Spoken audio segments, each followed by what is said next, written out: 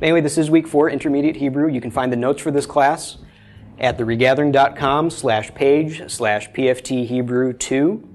You do have to have a Regathering account in order to do that. The account is free. You can also find past teachings from this class on YouTube, on the Passion For Truth video YouTube channel. Okay? All right. Well, today we're going to talk about adjectives. This is going to be a two-part teaching because adjectives seem to be a complicated subject for a lot of people, so I want to split it up into two parts. Okay, first of all, I'm going to cover a little, go over some Hebrew terms for some parts of speech. A noun in Hebrew is called a shem etzem.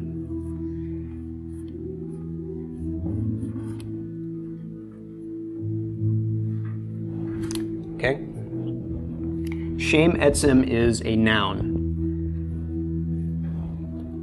Shem etzem literally means name of essence.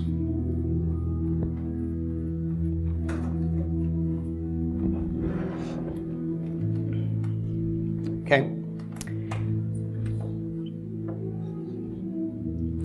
And a noun is a person, place, or thing. So a shem etzem, a noun, is kind of describing the essence of an object. Okay, the essential properties of an object. Okay? An adjective in Hebrew is called a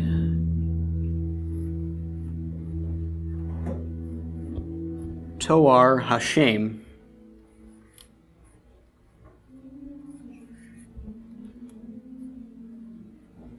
Okay, toar hashem is an adjective. Sometimes it's shortened to just toar. And toar hashem, the shem here is referring to the shem in the shem etzem of a noun. So this literally means describer of the name, but it means describer of the noun. Okay, toar is describer.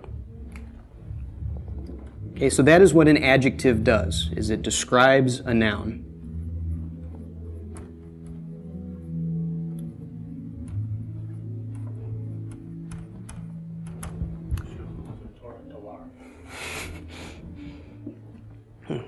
Yes, Yeshua would have been a describer of the Torah. Okay? In a dictionary and in your vocabulary lists, an adjective is depicted by a small tav, okay, standing for toar, which is written next to the word. So if you look up a word in a Hebrew dictionary and it has a small tav next to it, you know this word you're looking up is an adjective. Okay, and on our vocabulary lists that you can find online or that you have right in front of you, that small tav next to the word is an indicator that the word is an adjective. Okay, and of course masculine nouns are still depicted by a small zayin and feminine nouns by a small nun. Okay. And what was the reason for those? Just so you know what part of speech the word in question is.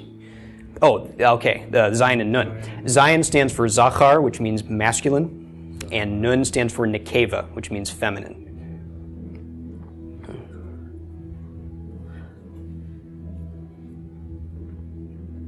Okay. So adjectives, toar hashem.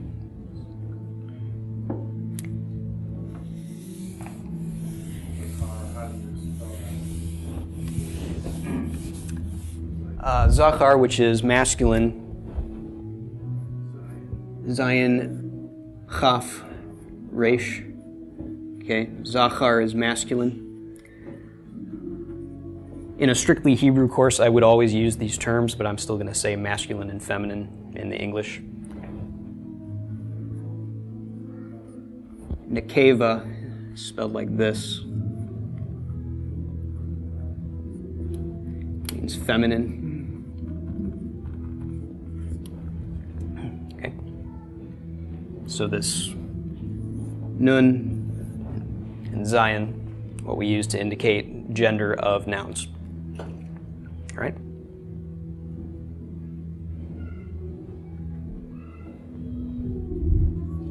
Okay. Okay, so adjectives. Adjectives in Hebrew function just like adjectives in English, or any other language for that matter. They describe nouns. So in the phrase, say, blue car, car is a noun, blue is a noun that modifies car. Or, I'm sorry, blue is an adjective that modifies car. Or big, or noisy, or take your pick. Okay, we all understand what adjectives are. Yeah, right. Anything that describes a noun is an adjective. Okay, there are two major rules governing adjectives in Hebrew, and today we're going to focus on the first of those rules. Next week we'll go over the second one. And that is, in Hebrew, adjectives always follow the nouns that they modify.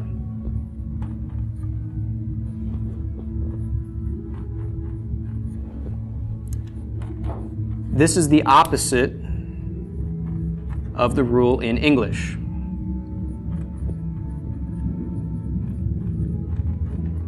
So in English, if we wish to call a car blue, we say a blue car. But in Hebrew, if we wish to call a car blue, the order of words would be reversed. Okay? To put this in actual Hebrew terminology, we have an adjective, tov, which means good. So if we wish to speak of a good father, he's not a tov av, but he is an av tov.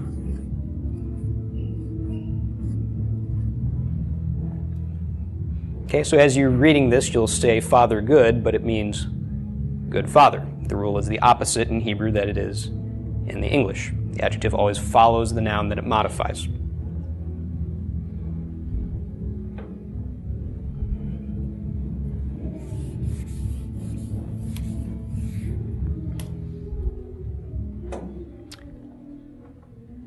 Okay, so I have a number of adjectives listed on that sheet.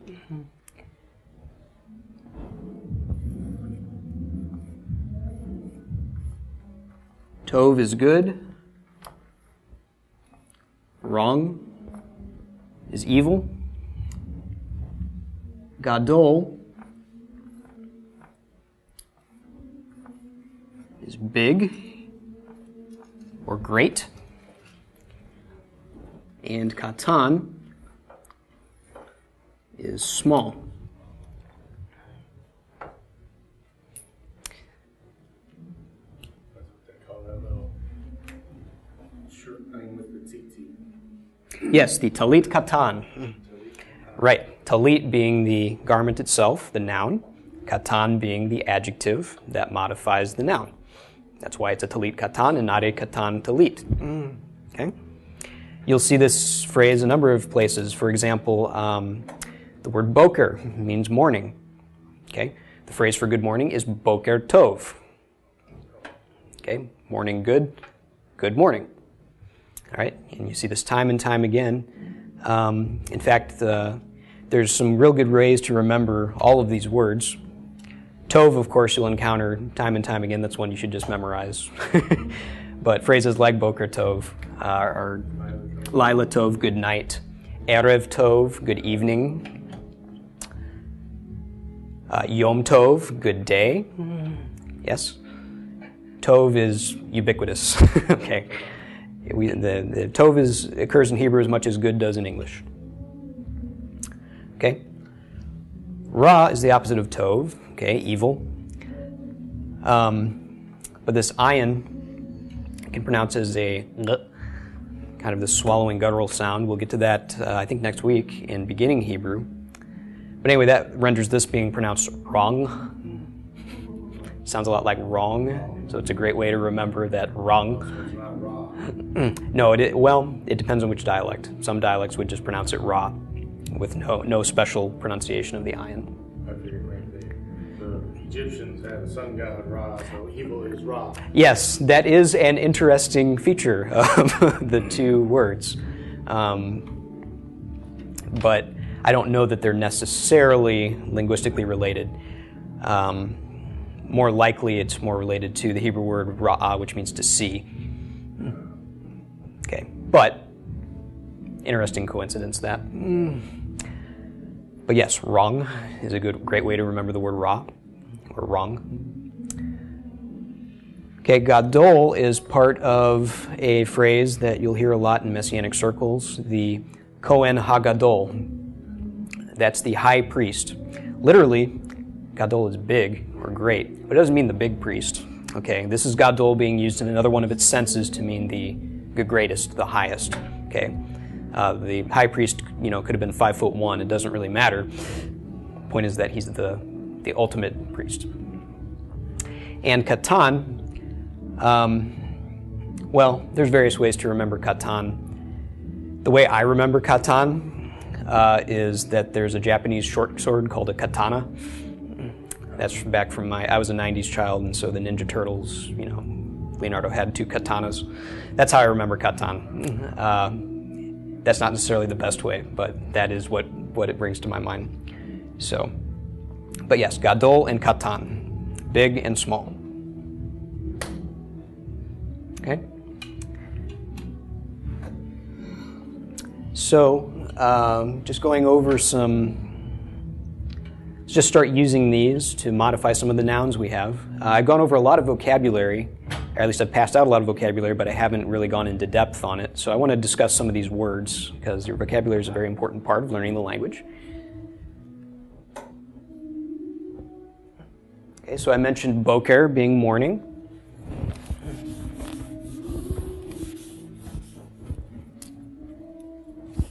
I'll go ahead and put katan up here.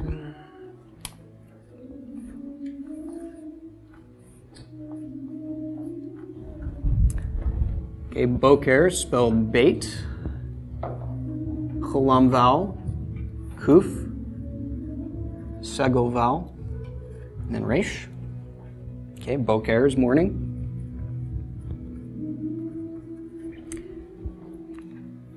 Now, you can't really speak of a small morning or a big morning, but you could speak of a good morning or a bad morning, although you probably say boker tov much more than boker ra. At least I hope so. Okay, so boker tov, very common expression, good morning. All right, I also have erev on here.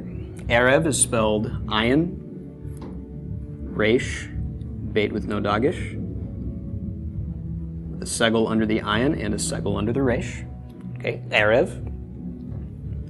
You can also say erev tov, good evening. Is there a reason it's an ayin and not an aleph? I'm sure there is.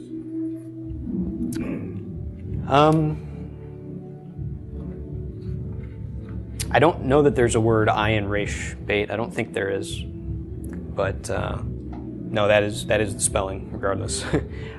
Yeah, I don't think there's another word that's spelled with an aleph instead, but yeah, no, I don't know the reason behind why it's an ayin instead of an aleph. But and actually, Also, there's a reason.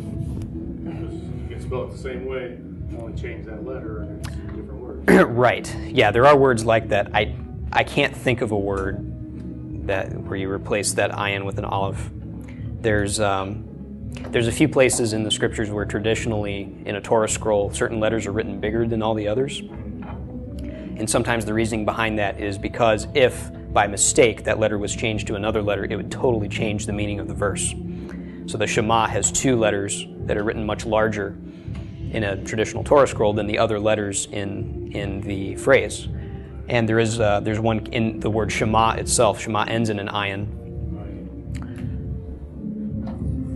And of course, Shema, this is a tangent, by the way. This doesn't have to do with adjectives, so don't need to take extensive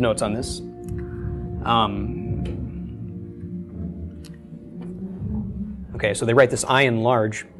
They do that because, at least the tradition holds that this is done because if this ayin were changed to an aleph, instead of being Shema, which means listen, okay, listen, Israel, it would mean destroy. Yes. So that's the stated reason for why they make it larger than the other letters. What I learned was the Shema, you have the ayin that is large, and then it ends in the dalet that is large, and those two letters spell aid, which means to teach. It means, aid is a witness. You are, witness. You are to be a witness. Right. Hear this. You are commanded to be a witness in this. Yeah, I'm sure they had multiple reasons for doing it, but the one that I've heard is that so that you make sure that this is always translated listen instead of destroy. And yes, the other one is a dalet, and that's the dalet in the word echad, which means one. And that's because if that dalet were confused with a resh, instead of meaning one, it would mean another. Okay? And of course, to say the Lord our God is another totally defeats the meaning of the Shema. So that's the explanation I heard for why those two letters are made larger than the rest. Okay? But I don't think this could be confused with another word, but my vocabulary isn't big enough to really know. But whatever the case, Erev is spelled with an ayin at the front. Okay, so Boker and Erev, morning and evening. And of course we have Lila.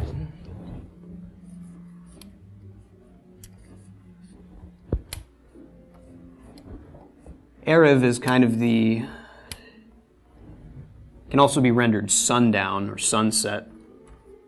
It's kind of the period of time it's referring to. Whereas Lila means night. Okay, so Lila occurs after Erev. Okay, it's the dark part of the day. Lila Tov, good night, another common phrase. Okay.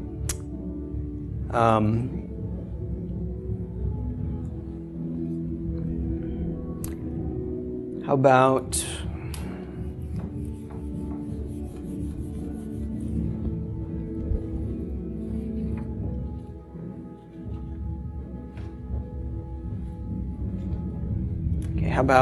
Bayit? Bait, Yod, Tav, the patach under the bait and a chirik under the yod. Okay, Bayit. Bayit is a house.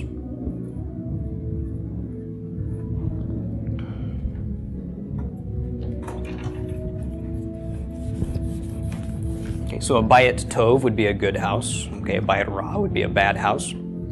How do we say a small house, like the apartment that I used to live in? Okay. Bayit Katan, yes. Bayit Katan is a small house. Okay, and again, just beating this dead horse, the adjective comes after the noun it modifies. So you do in fact say Bayit Katan to mean small house. And a big house would be Bayit Gadol, big house.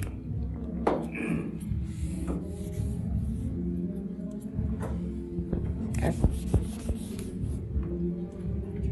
All right, how about dog? Dalet Gimel. Dog is a fish. Okay, a big fish would be a dog gadol. Small fish would be a dog katan. Okay?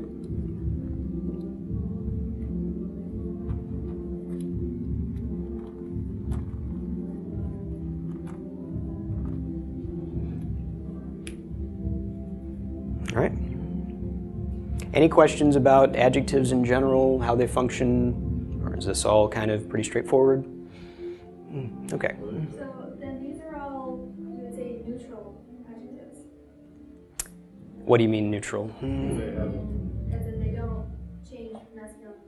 Okay, now that is the second part of adjectives, which I went through this much faster than I intended to, so I'll just go ahead and do part 2 since this seems to be making sense. Jump right into that, okay? And we'll go over it again next week because a lot of people have trouble with adjectives. So, okay, so part 2, the second rule about adjectives, and I'll go through it one step at a time, is that, yes, all of the nouns that I put up here that I modified with tov, gadol, ra, and katan, those were all masculine nouns, okay? And that's why I could use those adjectives to modify them. One of the rules concerning adjectives, if you remember verbs last week, when I had a feminine subject, we had to have a feminine verb, okay? If we had a feminine subject and a masculine verb, the sentence doesn't make sense. Okay, if somebody else is running or is coming or is doing whatever, and then there's this feminine subject, the sentence must be parsed some other way. There's other words involved here that we're not seeing. Okay, but adjectives function the same way as verbs in that regard. Okay, that if we have a masculine noun, we have to modify it with a masculine adjective. If we have a feminine noun, we have to modify it with a feminine adjective. Okay, so another word we have here, eretz.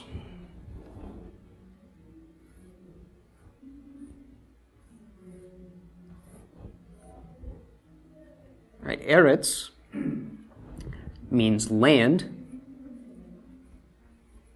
You'll hear it in the phrase Eretz Yisrael, the land of Israel. It can also mean country. So that phrase can also mean the country of Israel.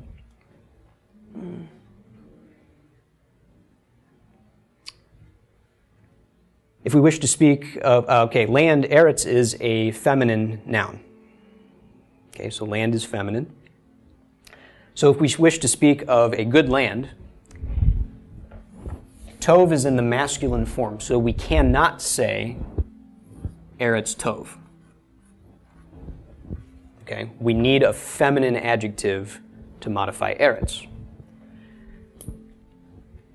Now, in order to do that, we don't have to find some completely different word that means good but is feminine. All we have to do is modify tov to make it feminine. And adjectives, unlike nouns, adjectives have this flexibility. Okay, the adjective can change gender in order to accommodate the noun you wish to modify. Okay, so in order to make tov feminine, we do the same thing that we did with ba last week, which is we've got tov as normal, and we add comets, hey, making tova. Okay? So tova means the same as tov, it's just in the feminine form. It is indeed. Tova is indeed a lady's name. And that's what it means. It means good. But anyway, Eretz Tova would be a good land. Okay? Then we can speak of other kinds of lands. How about a small country or a small land? Right, Eretz Katan. However, right, Katan would be the masculine form. To change it to feminine, to accommodate Eretz, which is a feminine noun, we do the same thing, add the comets hey. And a lot of times there's also a vowel change that will occur in conjunction with this. I don't want to go into detail on that because I'd have to cover a whole lot more rules in order to do that. Don't worry about that so much. As long as you've got the ending correct, masculine or feminine, I'm going to say you're good. Okay, you got the idea. All right, so Eretz Katana would be a small land. Okay, how about a big land?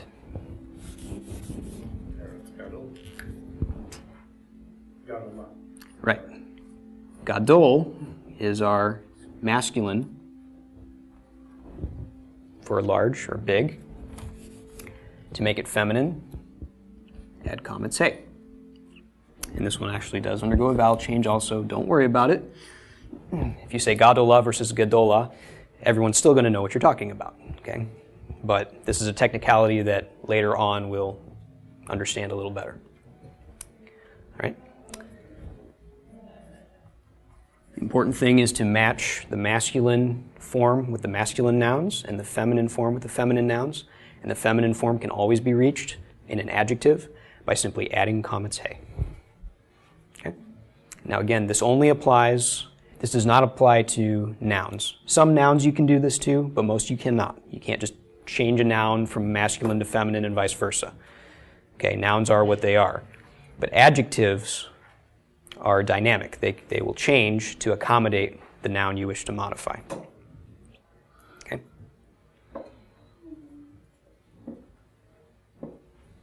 On the paper, you have these vocab words as the type is a tov.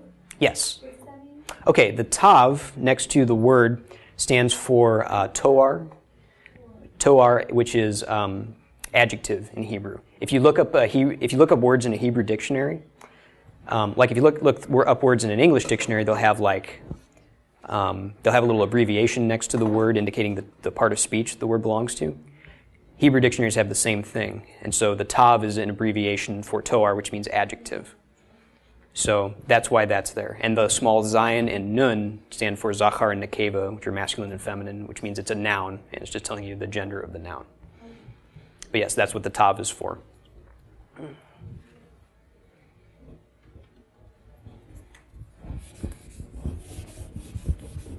Okay, and a bad land. Nekeva, yes, is the word for feminine.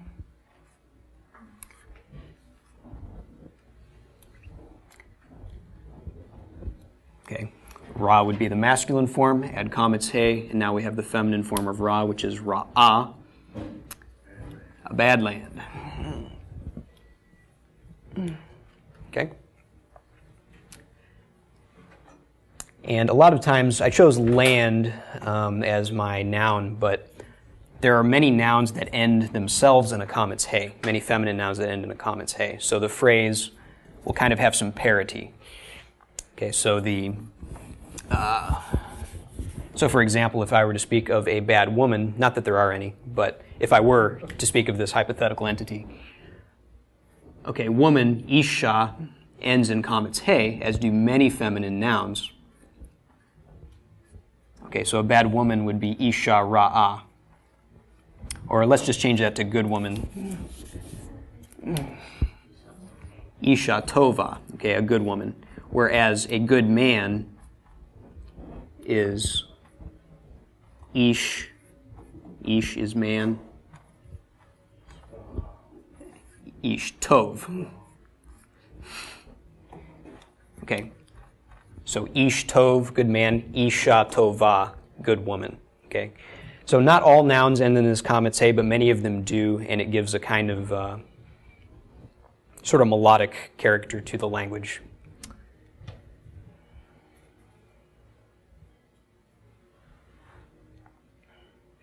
Okay, so that's how the gender of the adjective will change to fit the noun that it's modifying. Okay, are there any other questions about that?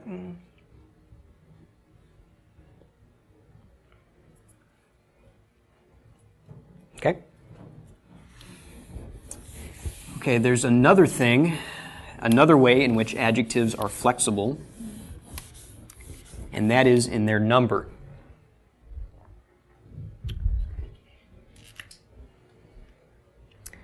So, another word from our vocabulary list this week is eitz, or eitz. And eitz is a tree. Okay?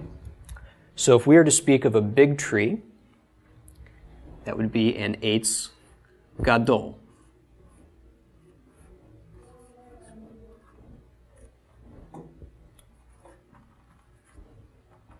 Okay? A big tree. All right? Now if we make eitz plural to mean trees, then we add our cherik yod mem, so eitzim.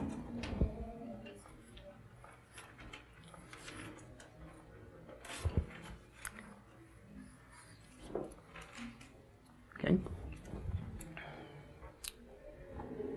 If we're to speak of big trees, though, we have to change the form of the adjective to match the number of the noun. Okay, so eitz is singular, and gadol is the singular form, okay, of big. Okay, it's also masculine. For eitzim, we can't say eitzim gadol, because gadol is singular. So to make it plural, we do the same thing that we do to make nouns plural. Im. And again, this has a vowel change. Don't worry about that. The ending is what's important. Eitzim gedolim, big trees. So eitz gadol, eitzim gedolim. All right?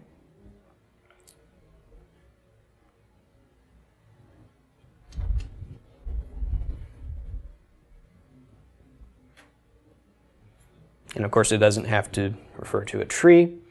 If we were to speak of men, okay, well, using good man that we had before as opposed to big man, ish tov, anashim, because that's the irregular plural of ish, as we discussed last week, anashim tovim. Good men, yes. I'll go ahead and write that up here, just so we have it.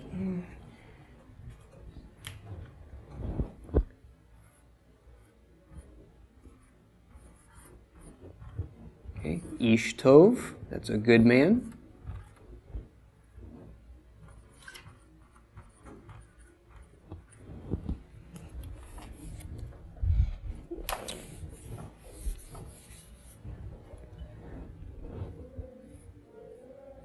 Okay, plural of ish is anashim. It's an irregular plural, but one that you'll encounter frequently.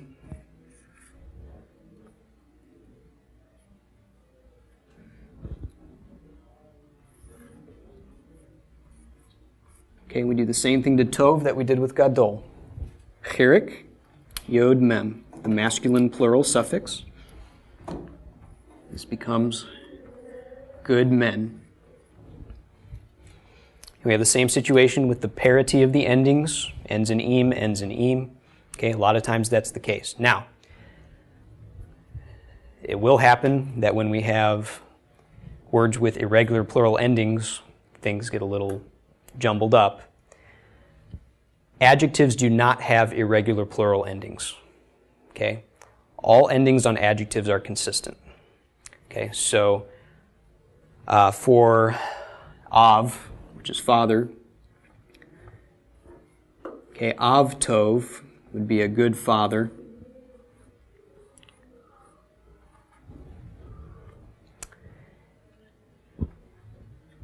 Now, Av is a masculine word, but it has an irregular plural form. Okay, so when Av is made plural, it takes ot. Avot. Now, even though it takes this irregular plural, even though this is normally the plural that's added to a feminine noun, avot is still a masculine word. Okay, this is an irregular plural form. The adjective doesn't care if it's an irregular plural form. It only cares about the gender of the noun. So when we speak of good fathers, avot tovim.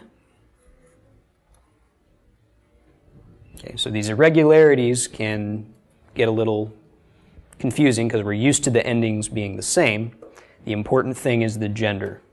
The adjective will always match the gender, no matter what irregularities are in the noun. Okay?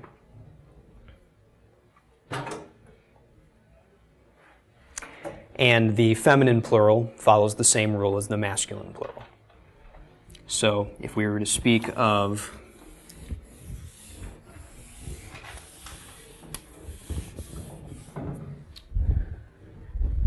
using our example, well, let's not use that one. Let's use, instead, let's use a different feminine noun to make it a little bit easier. Okay.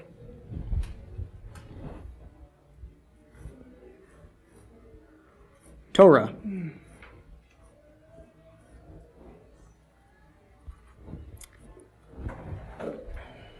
Okay, Torah is law. So if we wish to speak of a good law, be Torah.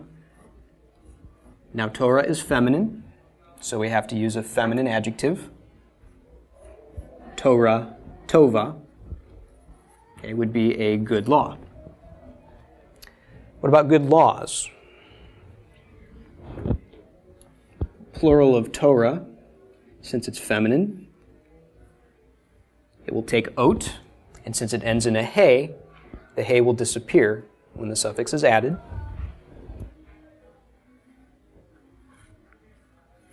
So Torot is laws.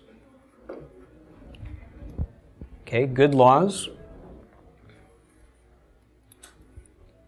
We'll add the feminine plural ending to tov. So Torot, Tovot. Torah tova, Torot tovot.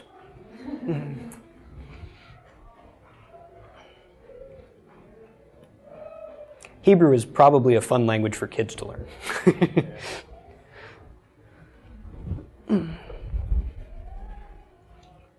Okay, but just like, okay, I'm going to give another example. Well, I'll give another normal example. Okay, Torah tova, Torot tovot.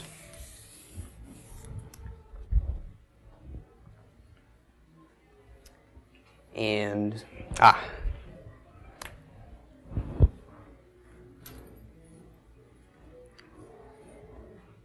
bracha. Bracha is a blessing.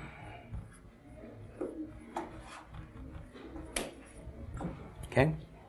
So a great blessing, a big blessing, would be bracha gedola, because bracha is a feminine noun. The Kametz He is kind of a giveaway that it's a feminine noun. Okay? So, bracha gedola, a great blessing, a big blessing. Okay, how about great blessings? Brachot, gedolot. Yes.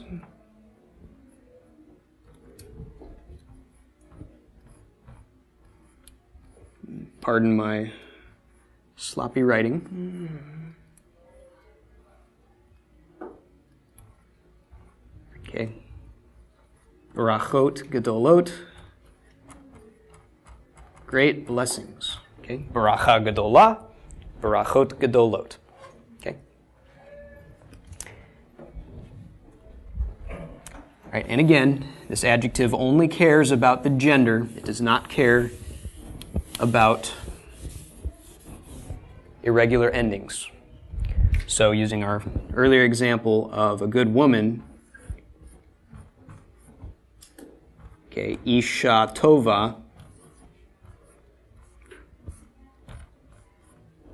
now, woman has an irregular plural form. You'd think it'd be Ishot, but in fact,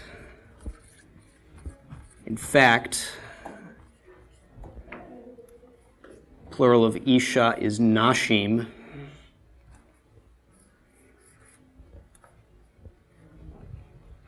Okay, very irregular form. All right, not only does it take the masculine ending, but the aleph totally disappears and is replaced by this sort of ninja nun sneaking in there. Okay, so Nashim is women. Okay, but even though it ends in im, it's the plural of a feminine noun. It's an irregular plural, so this is still a feminine noun. Feminine plural noun, Nashim. So if we're to speak of good women, we don't add the masculine ending, we add the feminine ending. Okay, so this becomes Nashim Tovot. Good women. Okay? So with the irregular plurals, we don't have that same parity that we like to see at the endings of the words, and that help us to remember them so well. All right, it is just something to be aware of, though, that these irregularities do occur. The adjective doesn't care what irregularities are there. It always follows masculine, feminine, singular, plural in the normal form. Okay? So,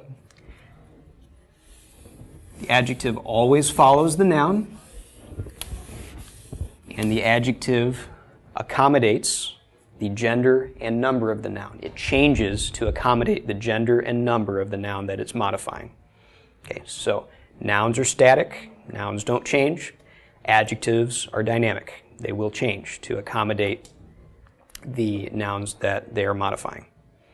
And in fact, one thing you can do, every adjective I give, by the way, I will give in the masculine singular form, because that's the form you'll most often use it in. So on your sheet, and this is how a dictionary will give it also. So on your sheet I've given you tov, but tov really has 4 forms. Okay, it has a masculine form, masculine singular form,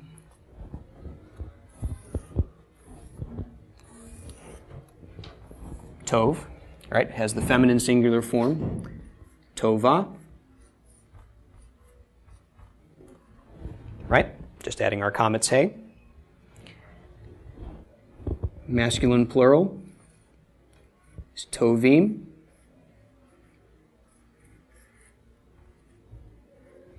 And feminine plural is tovot.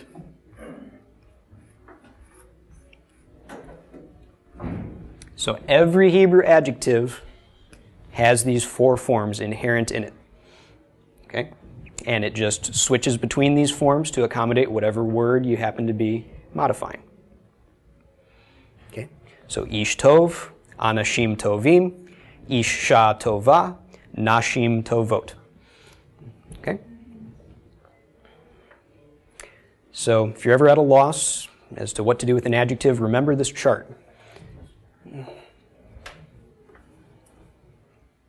Okay? Are there any other questions about adjectives? I'll cover the last part of that next week. Yeah, I know I'm erasing this too quickly, but Anashim was men, and women is nashim. So if a person's talking really fast, you would have to listen closely to see whether they're saying anashim or nashim. Yes, you do have to pay attention between anashim and nashim, men and women. Ish and isha are usually pretty easy to grasp. But yes, somebody was talking to me the other day, and they were saying, well, am I saying this right? And they were saying ha-nashim, which is the women. Okay, putting the ha, the definite article, in front of nashim, which is a perfectly valid word. But I thought they were saying anashim, which is men. Totally different than what they were trying to say. So, and it kind of made them second guess themselves. And I'm like, no, you're doing it. Once they explain it, like, no, you're doing it right. But yes, it does take a keen ear to tell the difference. And of course, if we were around Hebrew-speaking people all the time, wouldn't be so bad. In English, there's plenty of words that sound very much alike, and since we hear English all the time, we don't have trouble discriminating between those words. And Hebrew-speaking people likewise don't have that difficulty. But yes, that is something to be aware of, is those plural forms. Now, reading it, much easier to tell. So, but in speech, that's one thing you'll notice, though, with these adjectives and also with verbs sometimes too, this parity in endings. Okay, so torot, tovot, good laws. And you won't necessarily hear that specific phrase, but phrases like that, they stand out. It rhymes. So, anyway, it's kind of nice, even though the gender is an added little feature that we don't have in English. It still lends some parity to the language that we don't have in English. When you say blue car, the only way you know that those words go together is because blue immediately precedes car. There's nothing about the endings or about anything other about the words that kind of tells you that they go together. But Hebrew has that added dimension that kind of, except in the irregular cases, that tells you when words belong together. So, okay. Any other questions? All right. Well, we'll see you next week. Shalom.